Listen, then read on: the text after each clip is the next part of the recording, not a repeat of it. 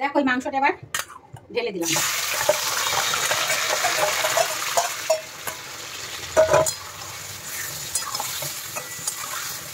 এর মধ্যে এবার আদা, পেঁয়াজ, রসুন, কাঁচা লঙ্কার পেস্ট,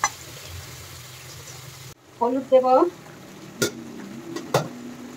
লঙ্কার গুঁড়ো, জিরের গুঁড়ো, ধনের গুঁড়ো, আর দেখো ভাজা পেঁয়াজ আর ভাজা রসুনকে পেস্ট করে রেখেছিলাম সেটা দেবো।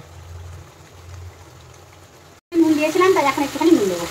কষা হয়ে গেছে, আমি গরম জল করে রেখেছি, গরম জলটা দিয়ে দেবো। কিন্তু আমি একটু চিনি দিয়েছি। দেখো হয়ে গেছে, এবার আমি একটু ধনেপাতা দেবো, দিলে আমার বাটার চিকেন রোস্ট কমপ্লিট।